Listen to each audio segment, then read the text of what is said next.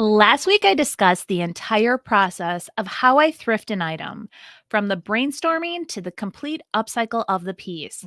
If you guys want to hear the method to my madness, definitely go check that out.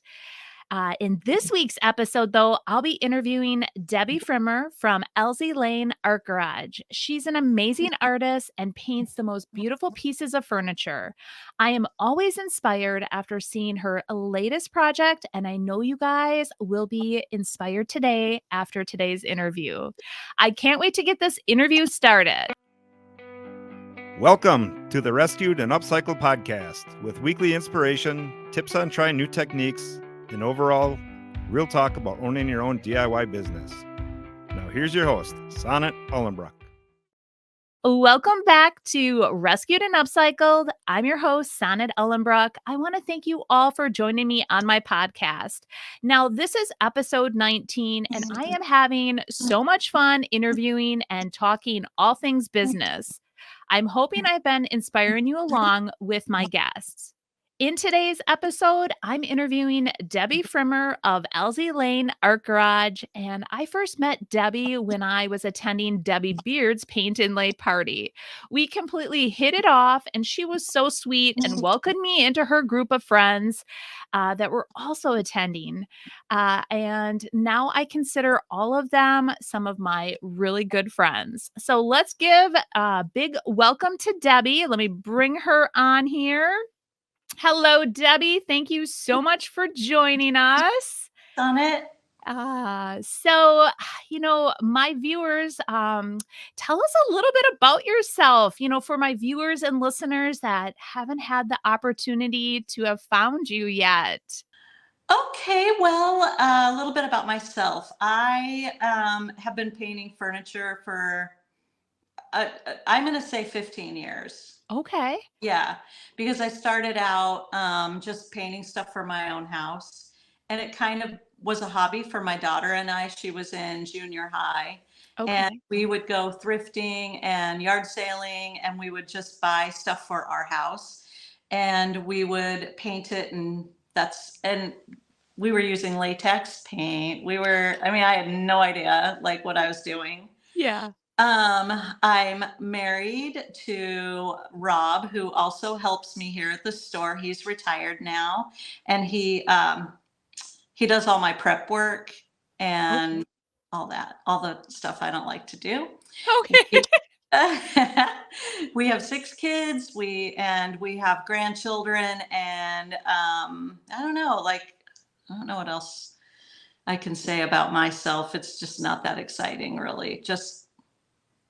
I started out I was working for local government, and I started painting furniture and selling it on their marketplace, the government place. And then I popped into a local store in the area, and it was all painted furniture. And I had never been in the store before. I followed Debi Beard way back. Probably 2012, I think, when she very first started. Okay. But I didn't really know about painted furniture until I popped into this store, and I thought, okay, I'm quitting my job and I'm going to do this now. Oh my word. I didn't do it.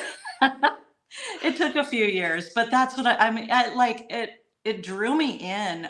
Like, I know that that's a weird thing for furniture painters. It just seems like it just draws you in, doesn't it? Like, I don't know what it is. Maybe it's just the creativity.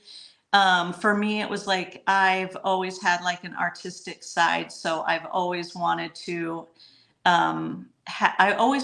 be an artist, but I never really knew where to start. And I think that furniture painting really gave myself a start to that. So I love it. I love it. I know, because I was going to ask you how you got started, but that makes that's like an awesome, like, I'm just going to quit my job. You go, girl, because. Oh, yeah. And so here's the story. I'll try to put it in a nutshell. I was working for the county. I left one department to go work for another department. And the director there was just clinically insane. Like literally, he wanted me to spy on people. He was the worst. Oh, wow. And one thing after another came up, and I was his assistant. Like it was just so weird. Well, I ended up standing up for an employee in the office and I got fired. So, What? yeah, I got fired. And so I got on unemployment and I started taking business classes through the unemployment office. And Okay. I had been going and I was going to open up my furniture painting business and I had a business plan and I had it all figured out. And then I was called into the unemployment, like the guy who was overseeing my case or whatever. And he said, "You're too employable and you can't keep going to these business classes." And they told me I was too employable. You have to get a job. Oh my So, God. and so I was so sad, but I don't know why I didn't just say, no, I'm going to just do this. Why did I said, okay. So I went and got a job and I hated it. It was the worst. Oh gosh, I hated it. And all I could think about was doing this. And finally, after 2 years of working there, I was talking to my husband, Rob, and he said, you should quit your job and just do what you want to do. Just quit your job. So that was on a Friday. On Monday morning, I went in and put in my resignation. Really? Yeah. Good Yeah. for you. I know. So stupid. Why didn't I just tell them, no, I'm not, you can keep your whatever, $150 a week. Right. To do this. I don't know why I did that. Maybe I panicked because we had kids and I don't know. You probably, yeah, I don't know. You probably did panic. When I knew in my heart for like many, many moons that I needed to quit my like daytime Mhm. job to do this full time. And I just kept dragging my feet and like coming up with excuses. And I felt like it was such a security blanket. You know, Yeah. and I'm like, and I kept saying, like, what if this? What if that? And there was all these what ifs, like, what if I fail? What if, and in the end, I'm like, I'm just putting it in God's hands and I'm just going with it. And I just remember I was so scared the day that I put my notice in. So I give you so much credit. Yeah. I was just over it.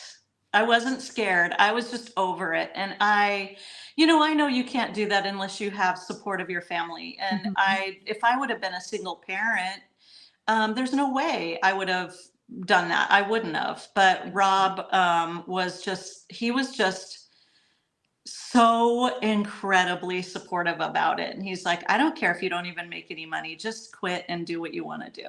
Right. That Oh, that was huge. yeah. That was huge.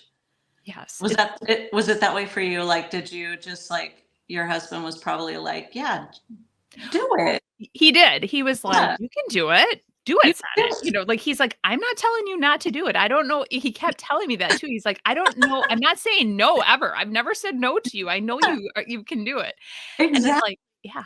So he's like, "If you wanna do it, go for it." And then but I kept on, like, thinking, like, my heart would, like, skip a beat, like, the thought of it, and I just remember the day, like, I woke up and I'm like, "Okay, this is my day. I'm setting a date." And, I went to the IOD conference. It was so funny because, leading up to it, I had it already all scheduled to go to the IOD conference, and I gave my notice, like, right before then, and I'm like, "Okay, this is my last day."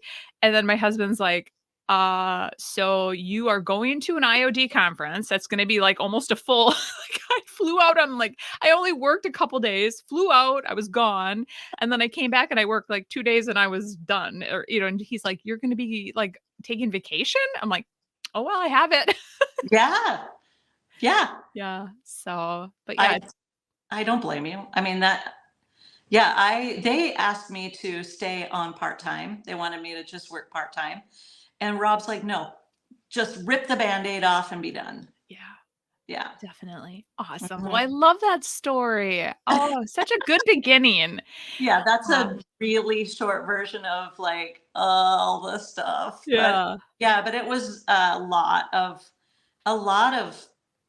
um trying to figure out how I'm going to do it, what I'm going to do.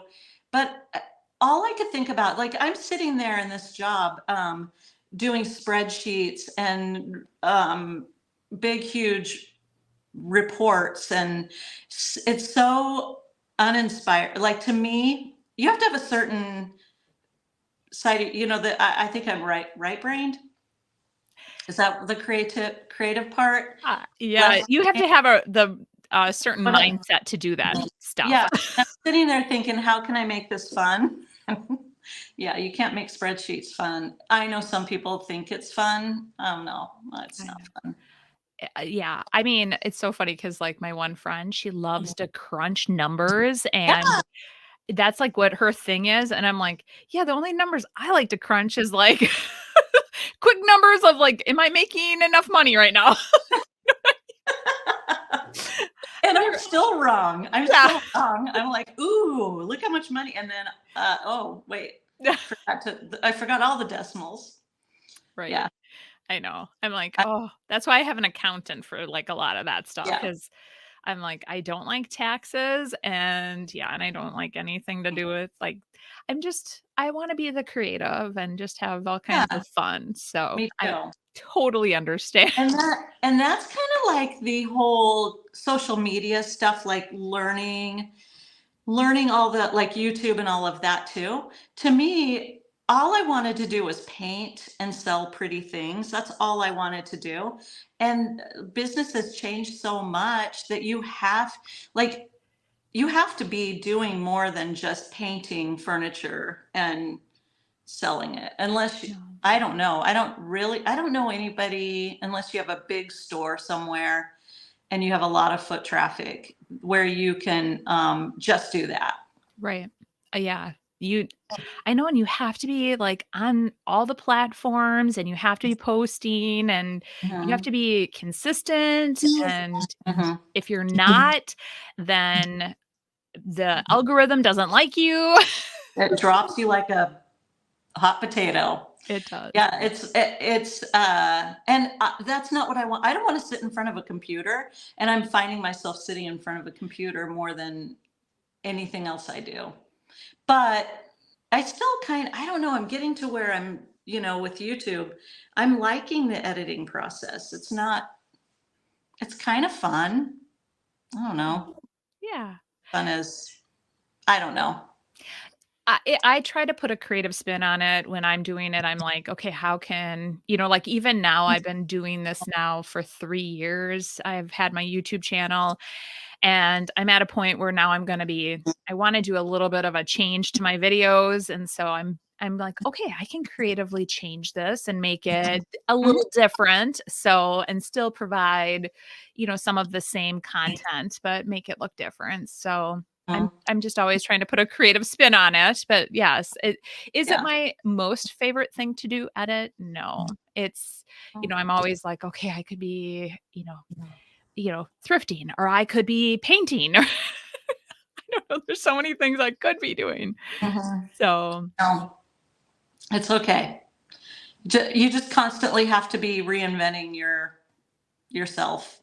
yeah, you It do. seems like, especially like now here in Spokane, all it seems like a lot of the stores are closing down, and like I counted 6 last month in What? my area. Yeah, Oh there my a lot of people are closing down, and everybody's trying to figure out what to do and scrambling. And I don't know how any of the bigger stores like mine, like I'm little, very, very small, and I don't have vendors here. It's just me, and my overhead is low, so um, I don't have to worry about having to close down or whatever. But it's so scary to just see everybody just giving up, because Mhm. it's just it's just hard. Right. Is it I that way there? n no, no, No? no. I haven't heard of any stores closing or anything like that. I actually interviewed Rachel from the Eclectic Cottage, who is in the Mhm, area, and mhm, she mentioned that too. that many businesses were closing. And I'm like, how scary. Yeah. It's very It scary. is sad too. You know, because I'm friends with everybody, Yeah. you know, and it's just sad to see it's, you know, them just shutting down the doors Right. and Oh, beautiful doors. right. Yeah. Oh, well, it makes me sad because especially when they put their, heart and soul into that store and then they have to close. It's sad. It is. Yeah. Hopefully, I'm hoping that things turn around and then they can just get back in, you know, Right. if they Yeah. want to. Yeah. Oh, absolutely. Um, with that said, like I guess I need to know, like, okay, so you decided to be a furniture painter. And then how did you I know you mentioned a while ago that, you were inspired by your granddaughter for your business name. So how did that Um, all come about? Coercion mostly. My daughter Brandy and I were so she had her son Everett, who is a year older than Elsie. And Okay. Elsie's my granddaughter, Elsie Lane. That's what we named the business after. And I really wanted her to be partners with me. And so I said, I want to name the business after Elsie. She was just brand new baby. I had used a couple of other names before that didn't stick. And I never got a business license before that Okay. either. I just was using random names that I thought, oh, that's cute. Anyway, when Elsie was born, I told Brandy I was going to name the business after Elsie. And then I'm like, you should be partners with me. And turns out Brandy hates painting furniture. She really hates it. I don't know whose kid she is, but she hated it. She's like, Mom, I really don't like doing this. Oh, And I have two babies, and I just am, she was a stay-at-home mom, two babies, a lot. That was a lot. yeah. And so I let her off the hook, but I still love the name. Yeah. Yeah. So did it because I thought when I first met you, it was like Elsie Lane Boutique, and then did Yeah. you change it to Art Garage? Okay. Yeah. But I haven't legally changed it yet. I think I'm going to maybe do like doing business as, but for a long time, my shop was kind of more of a boutique because I had all kinds of stuff in here like clothes and jewelry and soaps and all kinds of things. And Okay. then the it's morphed more into art supplies and furniture, mostly art supplies is what I carry now, and my furniture that I paint and smalls and stuff that I upcycle. Mhm. And my shop was a garage that a guy used to work on cars here. Oh, And so I thought I really like the idea of art garage better than boutique because I feel like that was a little confusing. mhm. It isn't really a boutique Right. anymore, you know? And I feel like art garage describes it better. It's very So catchy. I like it. I do too. I thought I when do. all of a sudden I saw you, like, I'm like, "I swear it was boutique before." And Yeah. then when I'm like, "I really like the ring of it though." So Yeah, and it is a garage, and I feel like people. I was I asked Debbie Beard about it and said, "What would you like? Do you think I should do this?" She goes, "Oh, I'd much rather shop in an art garage than a boutique." mhm. So, yeah, Yeah. and I sell all the fun stuff, and most of my customers are um are artists or vendors, you know. Right. Yeah, oh, yeah, absolutely. I know That like, Tara, who I interviewed a couple weeks ago too, she's yeah, like, I'm probably one of Debbie's, number 1, customers. mhm, So yeah. Yeah, we met. I think I can't remember how she said met me or found me. I feel like it might have been YouTube. okay. Couple couple people have come in saying they were watching YouTube and like they were watching like Jamie Ray Vintage, and then all of a sudden I pop up and I said something like, if you're in the Spokane, Washington area, please stop by. And they're like, what? I'm in Spokane. So Yeah. that has happened a couple of times. And maybe that happened with Tara. I Yeah. feel like it might have. Actually, you introduced me to Tara, Yeah. and yeah, so that was so fun that weekend when we Oh were my at God. Debi's, It so was so fun. I Didn't know. it just go by so fast? It did, it Oh, did. I'm like I felt like I got there, it was an event to just get there for me, I and know. then I know. I feel so bad for you. Like, oh, what I a know. nightmare. But once I got there, I mean, it was awesome, and you guys just took me under your wing, even though I was next door at that Airbnb, and Oh you guys yeah. were all at the hotel, so Come have breakfast. Yeah, we just hung out. We hung out the entire time. I That know. was fun. It I remember, so one thing I remember, like the first thing I said to you was like, I don't remember, like you're something about your accent. And then I said, "Do I have an accent?" And you went, yeah. Because I don't feel like I have. And I feel like mine is just flat, like, there's Right. no, but that cracked me up. Like, yeah, duh. Yeah. I know, and then it was funny too when we first talked on the phone and you're like, "I have your biggest fan here," and I'm like, "My biggest fan? What?" Oh my gosh. Yes. Yeah, that was Yeah. so cute. Everybody here knows who you are. Aw.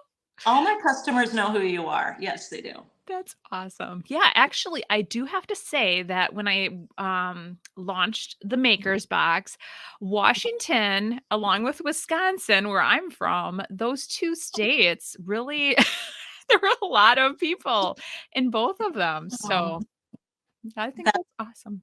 that's amazing. Yeah, like people, because okay, so the funny thing about me being so tiny here in Spokane Mhm. is a lot of people find me from other people on YouTube or whatever, like social media, um like Jamie Ray, you, Royce, Debbie Beard, Dion, like they will see something and then they'll look for a retailer close by and then they come in here and then they start to follow me and realize that I know all you guys. And so Yeah. they come in and they're like, I feel like I'm meeting somebody famous because you know these people, which is so funny because it's like, it's because I know you guys. Yeah. I love it. I know it always makes me laugh. It's like, Right. well, that doesn't, Yeah. No, you are famous. no, I'm not famous. I feel like it, like, I'm like, when I see your beautiful works of art, I mean, that's what I feel like your your furniture pieces are beautiful works of art. I'm like, Look "I wish at I you. was an artist like that." Aw, well, so Sonnet, I always tell people I have a lot of time on my hands. Like, this is what I do all day. I have customers coming in every once in a while, but most of my business is really online. Mhm. Like, I'll have people come in, but honestly, maybe two or three people a day. I don't have tons of people coming in all the time. So I can paint here at work and I paint in between customers, or I even record videos sometimes, like if no one's here. Right. But what's I gonna say? Oh, so me having I know my brain. Me having more time on my hands, I practice more. So I have, Mhm. you apparently are like go from sun up to sun down. And I don't know how you do it all, but that is not me. I'm too late. I'm too lazy. Oh, I like to just sit on the floor and paint furniture. yeah. Well, Yeah. I do too. I mean, I like doing that stuff too, but I'm like, I You're just not, I feel like you have way more balls in the air than I do. Yes, I do. I am juggling a lot of balls right now. Yeah. So, but I like to try, new things. Like I did practice or I did a video on blending DIY paint and it was a very first time and I liked how it turned out. It was my buffet. It was a buffet that when I first moved out of my mom and dad's house, my grandma found this lady or knew this lady from bingo. She had this really beautiful buffet and then a table and chairs, and she's like, "You have to go see it." And I ended up getting it for like a total steal. And for many, many years, it was just wood in my home, and I'm like, I want to paint it and I want to blend. And I just remember using like Farm Fresh, Bohemian Blue, and mint chip. And Mhm. I blended all that, and it turned out I think it's beautiful. It's in my I'm living room sure still. Yeah.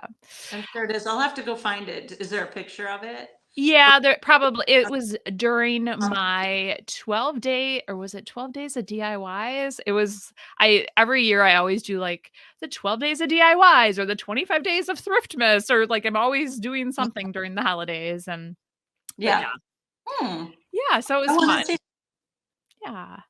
But I'm excited though that you are going to be teaching a class at my October retreat, and it's all about blending DIY paint. That's good. So yeah, I'm very. excited too. I really am. I love blending the brighter colors. I really don't. I mean, I'm probably going to need to talk to Jane and find out like what color, because aren't we doing a collaboration? Yes, so you're gonna Yeah. just paint, and I think that the backgrounds, probably we could do, like, a couple different color schemes or something Mhm. like that, where they don't have to be all the same background, Yeah, that's a good. maybe. Yeah, and where I'll have the paint, like, pre-poured for them, and then they can grab what they need.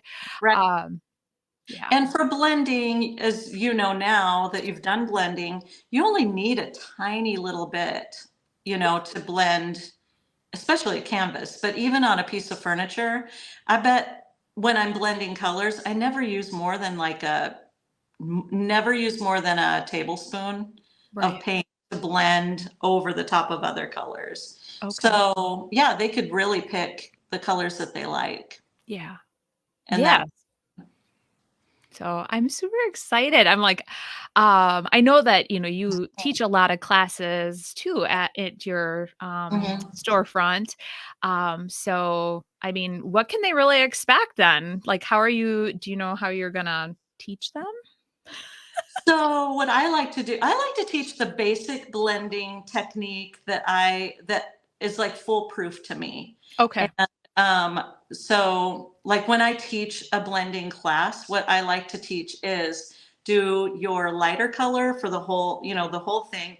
And then you start in the corners with your darker colors. Okay. Blend that in, and then blending, like take your brush and go up, down, back and forth. Spray Okay. only when you need to, just a very little bit of water, unless you want drips. But that really, especially with Debbie's new brushes, it's almost foolproof because they're so soft, and you can just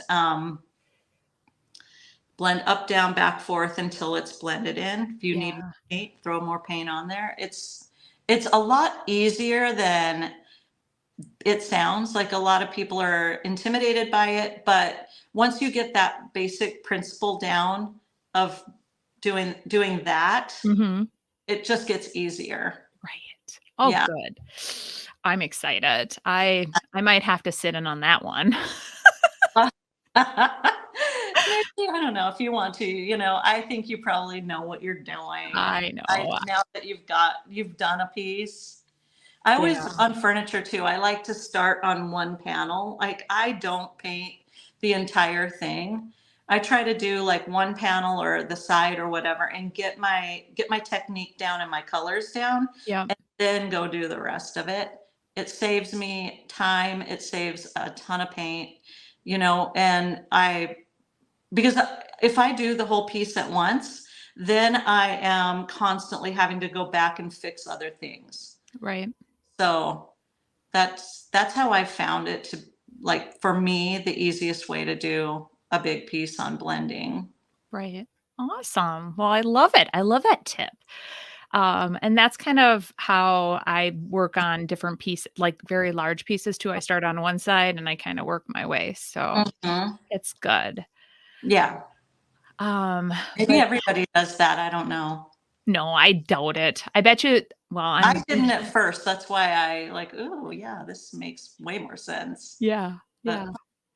Well, it does. yeah, it just helps. Yeah, I agree. That's how I did my piece. So I started on one side and then I'm like, and then I just kept moving. But Yeah. I was scared though. Maybe I even like took out each drawer and I like focused on each of the I don't know. I was Oh, like, oh, oh, yeah, yeah. yeah. I can But see that. But once you do, like, if you really start doing it, it just gets easier and easier. yeah. Do Oh. blended pieces sell over there? I don't do a lot, but I Mhm. haven't seen a lot either. So I'm like, maybe I should be doing more blended That's pieces because that's one thing that I found in our area. Like furniture, painted furniture used to sell like crazy. And now just in general, furniture pieces have kind of slowed down a bit. And I'm like, mhm. oh, but maybe now the blended would be really good. So maybe I need to be doing Yeah. more of that. Well, and you're closer to the East Coast where literally all my furniture ends up. Oh, really? Yeah. So I ship furniture, and it seems like almost all my customers are in like, well, let's see, I've sold stuff to Kansas, Iowa, so that's more in the middle.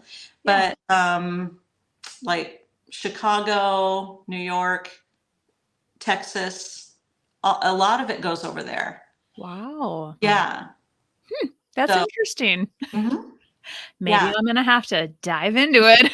Do you ship furniture that you don't I you do not ship furniture. yeah. I'm starting to ship small pieces, Mhm. but mainly everything, that I ship is more like all my art stuff, like the DIY paint, all the paint supplies and stuff Yeah. like that. Side you wanna start shipping.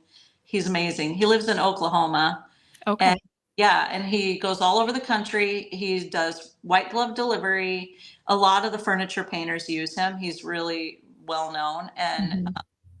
I honestly, like, if it weren't for shipping furniture out of Spokane, I don't I sell a few things here locally, but most of my stuff Is is online. it goes. Mhm. That's awesome. Well, you Yeah. have such a wide range of you're not then just dedicated to your area. There's so many Yeah. more eyes on it. Yeah. Yeah. That's And, they don't seem to like, if somebody, because you add the shipping in, the price of the shipping, and, yeah, I know a lot of furniture painters do ship their stuff, and I do really feel like it's a great way to get to just get stuff going and get more eyes on your things. yeah. Oh, absolutely. Might be something else I'll be doing in the One future. more thing. More thing. One more thing. Yeah, I Well, know. if I had a really good place here in Spokane that I could sell my stuff and just drop it off and have it sell, I would do that. And for a while I did. And I was in a couple of stores like right after Rob retired, we thought, let's blow this up and get into like three other stores, get booths and just get stuff moving. And I Right. kind of quit shipping. And at first, we were doing really well. People were buying it up like crazy. And Mhm. then all of a sudden, it just kind of stopped. Oh, And I think that it's just the economy here is, it's, that's the only thing I can think of is just the stores are struggling. mhm. So we ended up pulling out of all the stores and going back to shipping. Okay. But Interesting. yeah. So, have you always been at this location, or did you have other locations? Oh, when I very first started, I was in, like, I think altogether, I have been in 7 different stores, maybe 7, 8 different stores. Oh, Not all at once, but just like I started out in one store and then wasn't really selling anything there, went to another store. And then I ended up in my dream store, my dream store, which was the one that I originally found when I very first started. And I was like, oh, people paint furniture and sell it. right. So that one was my dream store. And I love that store. Paint in My Hair is the name of it. It's here in Spokane. It's a beautiful store. I was so nervous walking in there. and asking for a space. And I had pictures of my stuff, and I'm like, I really want to be in your store. And they, and he's like, okay, yeah, sure. That's And then, awesome. and then he says, okay, so I have 2 booths open. One's right here in the front, big, huge space right here in the front of the store. And then I have another one way in the back. Guess which one I chose? The back one. The back one. Oh. Back one. Was it because the front one was so big and you thought you couldn't fill it? Oh. In a way, but then I also thought, I'm not ready to be front and center. I need to be in the back. Oh. I really thought, oh, I'm just starting out. What if I suck? I don't know. I just was so intimidated by it all. I really was. It was ridiculous. And then I moved. So I started getting really good there. Started selling a lot of stuff there, and then they moved me to the front. But then I moved into another couple of stores, and then I was painting in our garage, and it was summer. And I also had a room in the house, and I was kind of painting in our dining room. And and one day my husband goes, okay, so here's the deal. I want to be able to park in the garage by October 15th because it gets icy here, and he didn't want me having all my stuff in the garage. And so I said, so if I find a studio to rent and it's cheap, do you care if I rent a studio and then get all this stuff out of here? And he said, yeah, sure, I don't care. So I found this place that I'm in now, and my realtor told me about it. She goes, oh, you should go talk to the owners of this little garage. I think they'd rent it to you. So I went up and talked to the owner, and she was super sweet, and she showed me the space, and it was gross. It wasn't like stuff everywhere. It was just a guy had worked on cars here for like 40, 50 years. Right. So it was grease on the walls, and fluorescent lighting. And anyway, it's like 1,800 square feet, I think, altogether.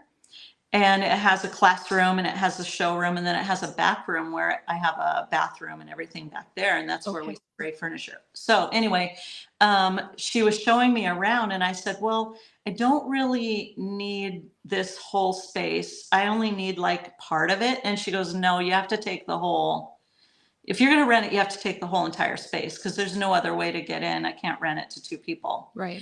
And I said, so what's the rent? And I was just bracing for it. Yeah. She said, $475 a month. What? That's it? I know. She goes, $475 a month.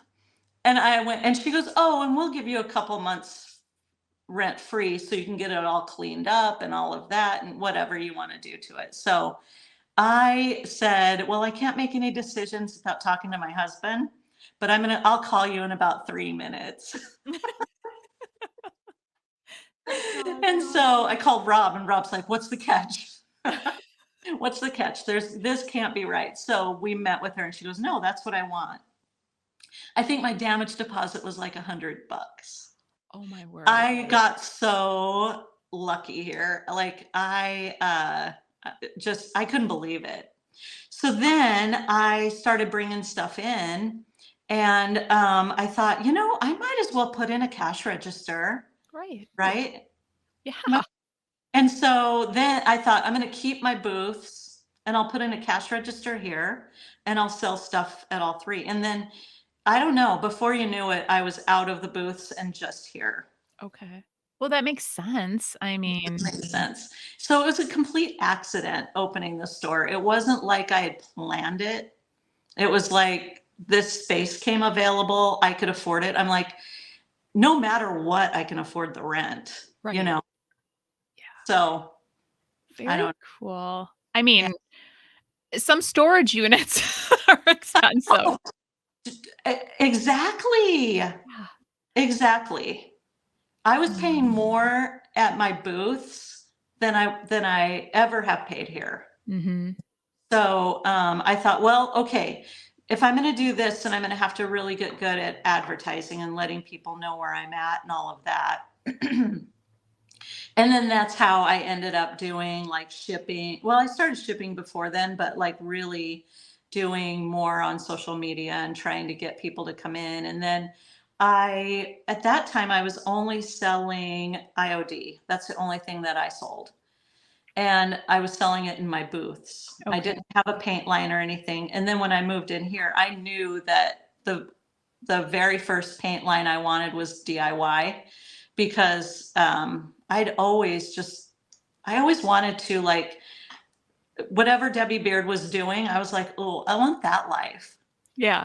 That's what, because it looks so fun. She's so talented. And it's just like, I want to do whatever she's doing. So I'm going to sell her paint. I love it. I'll do that. And then Yeah. now it's like ballooned into like all the Roy Cycle Treasures papers and the JRV stuff and, the stencils and papers and a couple other lines of paint. What else? I sell a lot of stuff. Yeah. Yeah. I know, that's kinda how it started with me too. I started with DIY paint first, actually, and then I dove into IOD, and then I found Royce, and then I found JRV. I know, so it like, kind of I'm always looking for items that complement what I already sell, so Yeah, me too. and that I love that I can stand behind, so Mhm. yeah, Yeah. I know. Yeah, and then Miss Lillian's paint. The reason I started selling it was because they have so many other products. They have the rust patinas, the gel stains, the color, all the shimmer waxes, and all of that. So I thought that would really complement the DIY. Plus, their paint is it's a no wax paint. You don't have to seal it. It's got a Oh, sealer. okay. So they asked me, once I started selling their paint, they asked me to be a content creator for them. So I've been doing that. And I do a couple of videos a month and then go live on their page. And so I do that. And then I also sell melange paint, which I love because it's a really great one-step paint too. Mhm. But now I'm trying to like get it back, like what really sells, what do I love, what's my Mhm. favorite things, trying to get it all just focused on that rather than, oh, that's cool, I want to sell it, which is I what know. I Yeah. like. I sell 5 brands of decoupage paper. Oh my word. Wow. That's a Ridiculous. lot. I'm obsessed with decoupage. I I love am too. decoupage. It's I don't know, I love it. Yeah. And I want all of it. Obviously, look. Right? I see it in the background, girl. My whole wall. That's awesome. That's That is ridiculous. very, very awesome.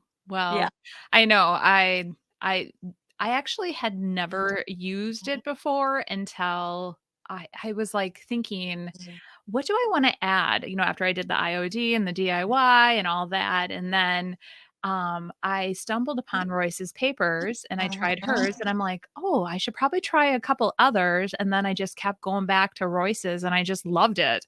Yeah. I'm like, "Okay, I'm adding Royce's as long as I can get approved."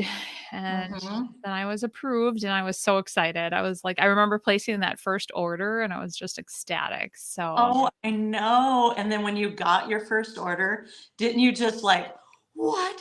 These are so beautiful." I know.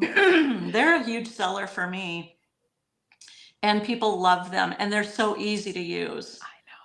They are really, Absolutely. really easy to use. I don't know if it's just the tissue paper that I don't have. It's so easy to get the wrinkles out and the bubbles out. It's just, honestly, it's probably the easiest one I have. I love the Whimsical too because they have such pretty designs and then they have the fun animals and all of Mhm. that. I love, love, love, love, love. And the Mint by Michelle and JRV. And then what else maybe that's 4. Is that 4? Oh, posh chalks, but I don't really have a lot here. Okay. I do have some, but that's 5. Okay. You were funny. Oh, well, that's And awesome. then I'm getting another one too. So that one I haven't announced yet. I'm waiting for them to announce it. It's gonna Okay. it's gonna be fun. Um, well, I was gonna say something, but I'm like, I can't say it on a podcast because I'll tell you off camera Oh, okay. about maybe another one that you might be interested in that I know about. Oh, okay. Yeah. I love all of them. I love them all. I know. Just so you Um, know. And that's my customers love them too because I teach a lot of, they come in, oh, I really like that, but I don't know how to do it. Well, come in and I'll show you. right. Or take one of your classes. You have so many amazing classes. And I know. And I'm going to start. I know. I do. I know. You do though, really. I love them. When Oh, I'm on Facebook and I'm like, "Oh my gosh, look at this class." There was like a couple that I wanted to take, but I can't take them because I'm so far away. well, you know what I'm going to do? Mhm. I'm going to start doing online classes. That's Uh, I feel like I set up the webs on my website for online classes. I added Debbie Beard, like I've got one of Debbie Beard's on there right now. I'm going to add all of hers, and then I'm going to start doing my own too. Mhm. Because honestly, I get asked a lot. People that don't live here in Spokane, they're like, "Do you do online classes?" And I always say, "I'm going to someday, but I haven't yet." Right. Rip But that Band-Aid off like your I'm husband said. I'm definitely going to have to start doing that because I think it'd be super fun too. And then it opens up a whole new audience. Mhm. Oh, And then watching absolutely. Debbie's, I don't know if you've had a chance to watch any of Debbie's yet. I haven't. They're really good and she explains it really well. And I felt really inspired to start doing it because I thought, oh, that doesn't look as hard to put together as I was making it in my head. Mhm. I know it's a lot of editing and you really have to explain yourself well, but I think I can do that. Oh my gosh, yes, you can. Yeah, mine might be a little bit, I like to cover all the bases, but still, that's fine. Right. Oh, Yeah. it's better to cover more bases than not enough, so I agree. Mhm. Mhm. I have to say, like, the class that always there's a couple classes that stand out, but the one where you take the decoupage paper and you plop it on whatever piece, and then there's, like, all this blank space on each side, and I'm like, "How are you gonna make it look, like part of it?" That's what I'm like, and then That's at the oh, that one is my favorite. That's my favorite. I love it because I get people come in here that have never decoupaged and you've seen the pictures of things that they leave here I with. know. And It's that's amazing. not, I show them and then I give them, like a little instruction and then, or I'll do like a little corner and say, okay, this is what I would do, but I want them to feel free to do whatever they want to do. Mhm. But they're so good. They are. It surprises me how good they are. I know a couple of And them I zoomed in and I'm like, I'm trying to see where the line like yeah. And even Tara, when she took her first decoupage class here, she went straight home and did a dresser.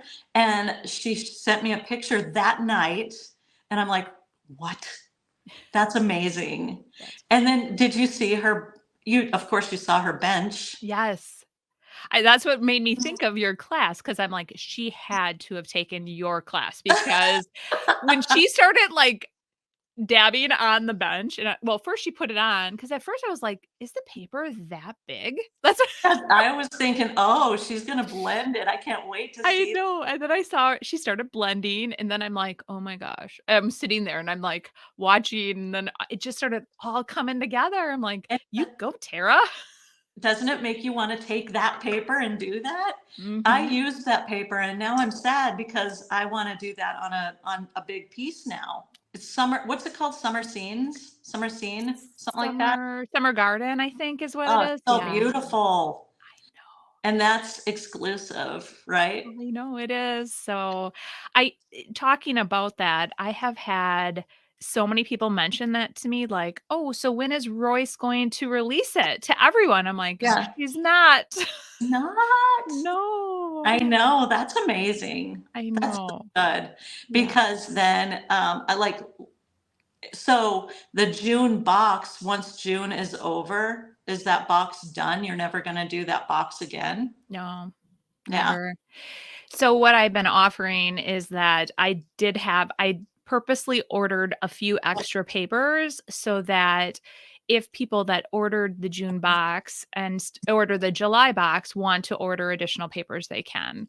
And Oh, no. then yeah, it'll be free shipping. So because it will be included in their July box. Okay. Yeah. So I sent That's out cool. an what was that? That's cool. Yeah. Yeah. So, yeah, what I did is I sent out an email with all, like, private links to just the people that have the box, and Mhm. then they can order, and I have it all ready to go with their July box already, so That I seems know. like a lot of work, putting those like, getting that whole idea figured out, and then on top of that, like, how much you've been advertising them and getting the word out, and that like, I used to think about like, everybody has said, "You should do a subscription box." I'm like, "No, that seems like so much work." It is a lot of work. It took me from, like, it was on my, like, list of items that I eventually wanted to do. So, like, in January, well, with my membership group, we always sit down and do goals. So in, like, December, we sat down as a group, and we came up with our goals, and that was one of them that I wanted to do this year. And I set a date. I wanted to do it mid-year, and so then I just remember, like, in January, I'm like, "There is so much that goes into like, getting it going. I better do it now." And, like, I reached out to Royce. That was, like, my first step, and then Royce's papers, it takes, like, 6 to 8 Yeah, weeks to get her papers. yeah. So, I mean, that's, like, a 2-month lead, and then I had to design a box. I had to come up with a name. I had to figure out, like, all the details, and it was Mhm. a lot. So I started planning, like, officially February. I remember I was, out I was start out we do this thing on Lake Winnebago in Wisconsin. It's a big lake. I was sitting on the ice in a sturgeon shack, and I was brainstorming, and I'm looking like I'm fishing down a hole, and I am, like, typing it, like, every time I would have, like, a thought of, like, something I wanted, I would get my phone out and I would put it in my notes, and yeah, I did some of my best brainstorming out on that lake. Yeah.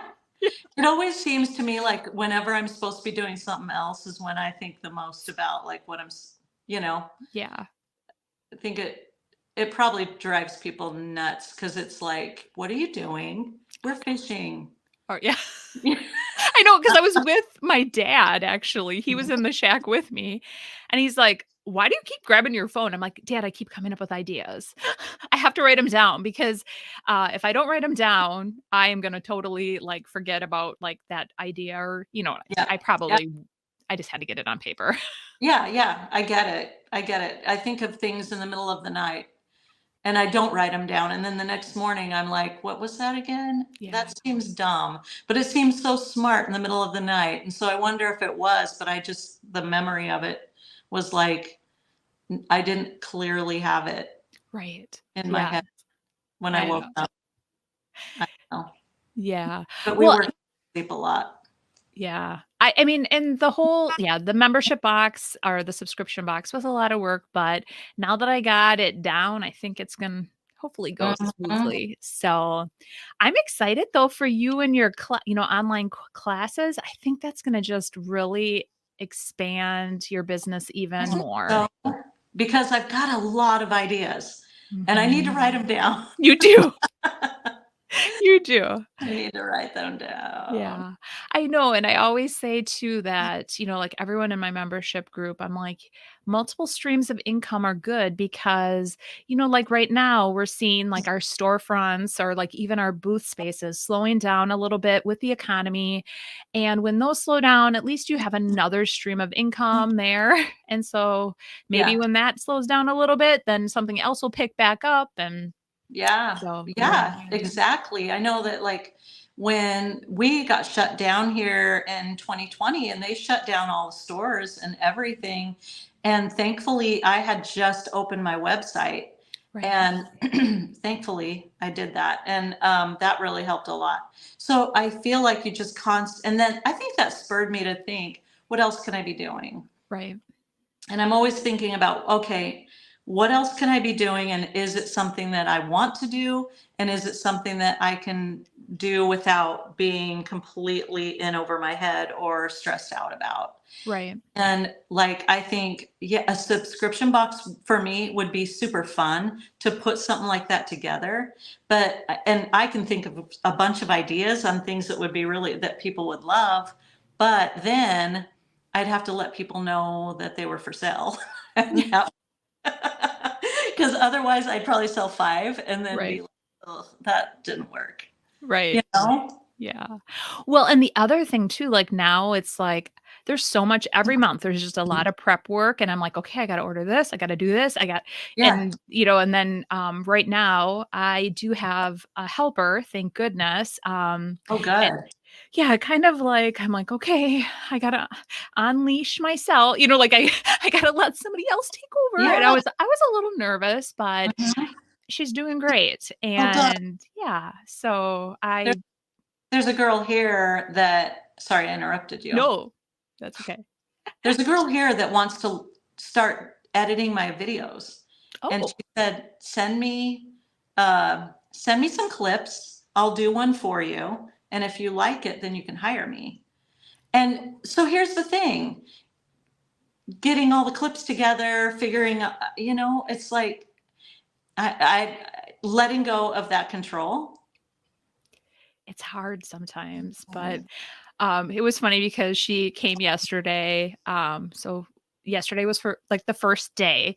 And then she came back today and she's like, did you check my work? And I'm like, no, I could totally tell you were doing it just how I wanted it done. Like I had kind of been like, I didn't do any spot checking or anything, but I was just kind of watching her and I'm like, oh, she's doing great. And then now today I gave her new task and she's already like, it was funny because all of a sudden I'm like, oh, I forgot to tell you. And I walk in, I'm like, oh, you're doing exactly what I was going to tell, another tip.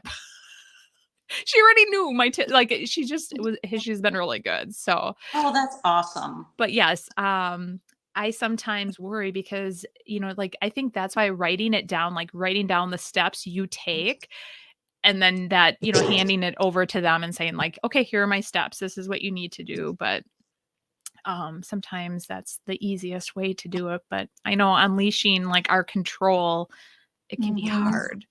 Mhm. I try to say that I'm not a control freak, but sometimes I just like it my way.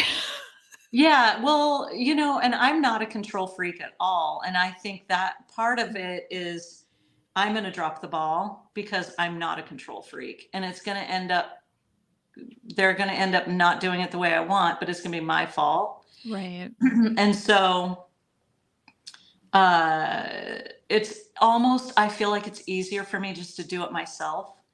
That way I know if it's done wrong, it's me. Right. But yeah, I don't know. It's weird. I supervised people for like my entire career, and I never really liked doing it. I never Mhm. supervising people, but and maybe that's part of it. Right. And Maybe. huh? I said maybe. I don't know, but like this girl, I think would do a great job. I think she would. I think she would run with it and do amazing. It's just getting it all focused in and sending her the stuff, seeing what she does, and then working together and figuring it out. Right. Oh, yeah. Well, I can't wait to hear how that goes if you We'll see. decide to do it. We'll see. Yeah. She's amazing. She's such a sweetheart, and I think she would do a really good job if I'd let her. Yeah. You should you should give her a chance and I- just and see what she can, do. yeah, Yeah. yeah, she Aw. could be amazing, and maybe I could take some of those, like the the social media stuff and the editing and that kind of thing is the most time consuming part of it all. Mhm. So I always thought if I could hire somebody that's what I would want rather than somebody to work here in the store. So I'm only Right. open 4 days a week anyway, but I would rather have somebody that could do the more technical stuff. Right. And probably be really, really good at it, you know? Yeah. And I might be shocked and be like, I can't live without you now. Please don't ever leave. I know. Like you're my new BFF. Right. Oh, I love it. Yeah. Um, so, what can you give like one big piece of advice or one, I guess doesn't even have to be big, but for somebody who is just starting off in like either like opening a store like you did or like the furniture painting industry, like what is one piece of advice that you can give somebody for that? Let's see. What would I say? I think my biggest piece of advice that I always end up giving people is don't be, especially if you're going to paint furniture, don't be afraid to ship your furniture. Don't be afraid to sell outside of your area. You know, stage your pieces, make them Mhm. look pretty as you can, and then get on some different, like get a website or get Etsy. Etsy is super cheap to be on Mhm. and start selling it online. Don't rely on your Facebook Marketplace because if people are looking for deals on Facebook Marketplace, you're not going to get what you're worth. Right. And then charge what you're worth. I know I That's say that all the time. People mhm. don't. No, they don't. And like I've seen some people here have come in and shown me pictures of things that they've done and they blow me away. They're so talented. And I don't keep track of like what people sell things for, but I just think if you're not getting what you want, if you're not getting what you're worth, then you're going to get burned out. Right. You're going to get burned out. You're going to be like, this is not worth it. I'm not making any money, you know? Mhm. And yeah, it could take a year to sell something. It really could. Like I've got pieces in here that I've had here for, I've got one piece here that I've had here for 2 years. I don't know. It's gorgeous. I cannot figure out why it hasn't sold. Oh. But it's weird. I don't know. But you know, it could take a while. But if you can drop your price a little bit, but if you drop it too much, then you're basically just tired of looking at it and need to get it out of there. That's one. Mhm. But don't just sell it to just make a sale, Right. you know? It's interesting that you say that because there is a gal, she has beautiful furniture, and I don't believe she's charging enough because the minute she puts a piece in, she'll post it on her page and it's gone, like, the next day. So it Mm, is I think I've, like, kinda when she posts them, I always try to see what price, and I'm like, "Oh, girl, you could get way more money than that." I mean, what she does to the pieces, mhm. it's amazing. And yeah, I can And are they whoever's buying them, are they selling them somewhere else for double? probably. Which is fine if that's what your business model is, if that's what you want to do, sell your furniture wholesale and just flip it and get it out of there. I get that. But you're going to get burned out. Yeah. Well, and her booth is like she's got such a cute style as well, but she's Mhm. more like minimalistic. I am not minimalistic. So, but her Yeah. booth is very minimalistic as well. So when like these big pieces of furniture sell, it looks like it's completely empty and then she's got to Mhm. be, doing the next piece right away. So I could see how she could be getting into like a burnout. So, Yeah, I would get totally burned out. I would right. feel like, why am I doing this? This is not worth it. I could do almost anything and make more money than this. Right. Especially when you're paying commission and rent in a booth. You know, Yes. here I can afford to keep things here longer than I could if I was in a booth because if Mhm. I'd feel like I needed to flip things to pay for my space. Here Right. in my store, I don't care. It can sit until the right person comes in and gets it. But I get that. I understand that. But if things are selling that quickly, then just bump your prices up a little bit and see how high you can go Yeah. without um losing too much time. Yeah. Honestly, it's like it's a day. I'm Wow. if a week like that her stuff is in there. So that's why it makes me think it's not like she's just Yeah. doing like she needs to bump her prices up a bit. So, So when but she leaves, go and put new price tags on all of her stuff. yeah, cross it out. Cross it Help out her. and add a Help her couple make of money. dollars.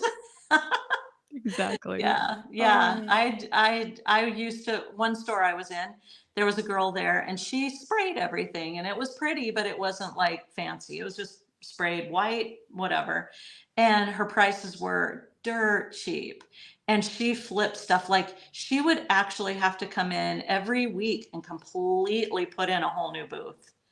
And she made a lot of money, I guess, flipping stuff that way.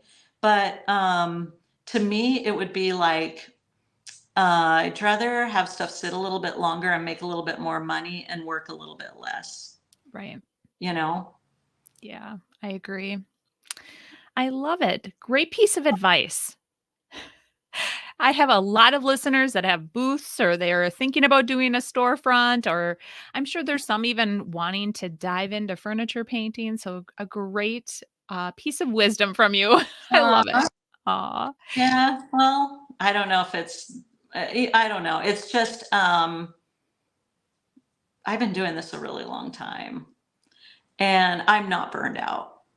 Because I still love what I do and I still love like there are certain pieces in here that just aren't as well made or whatever and I will sell them cheaper. Right. But I it blows me away when I sell like I'll just have a price in my head and it'll be kind of high and then it'll sell and I think okay, maybe I even underpriced myself, Mhm. you know? I know. I think it's just human nature to not value yourself as much as you should, you know? Right. I know. I preach that a lot. I actually do. I'm like, you guys have to value your time and Mhm. like people just don't. I think they just have to I don't know. They just have to feel better about themselves and what Well, they're doing. and then also too, I've been doing furniture for so long, and I think now that I'm doing canvas art, so I feel like I very, very, very undervalue that.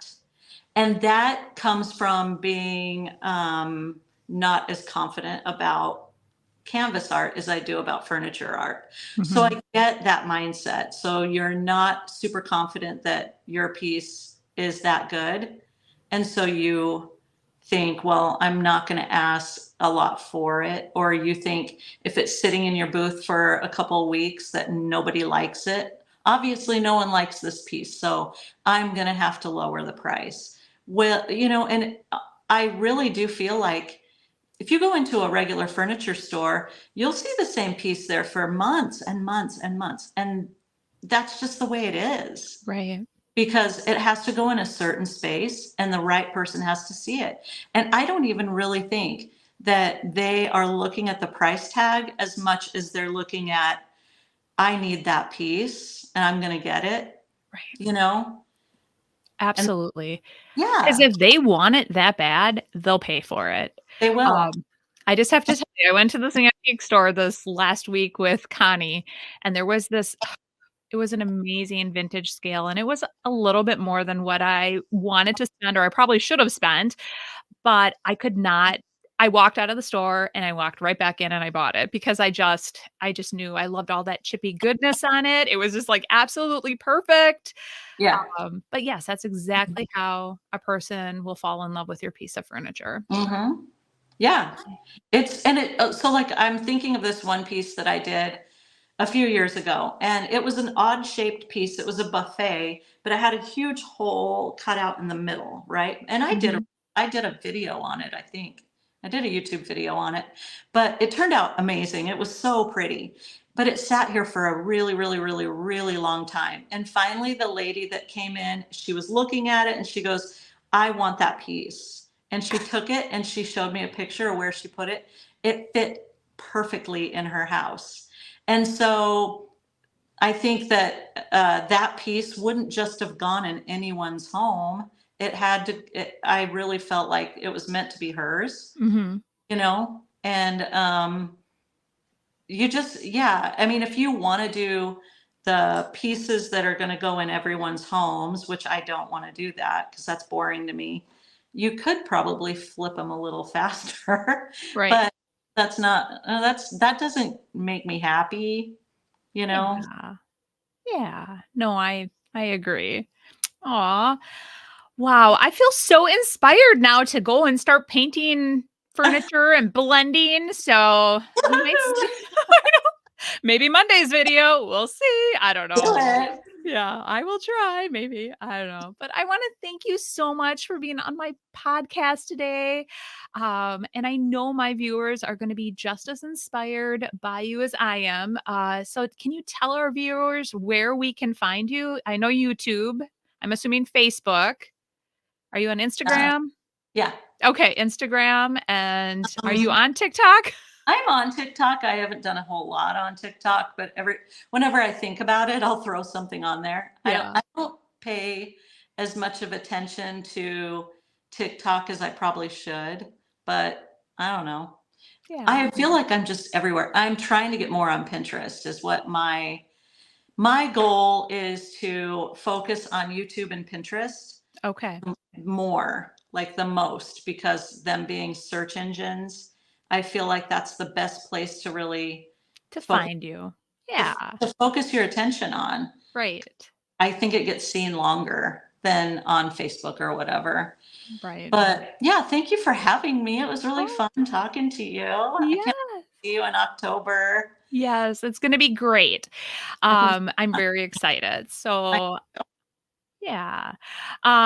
Well, you guys, so I thank you so much for watching today. But in next week's episode, I am going to be talking about imposter syndrome.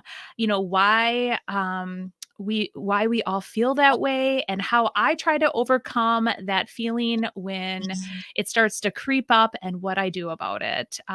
But if you guys are listening to me on any of the podcast platforms, do not forget to rate, review, and subscribe so you guys don't miss out on an episode. If you are watching me on YouTube, give me a thumbs up. Let me know what you're thinking in the comments. And don't forget to hit that subscribe button.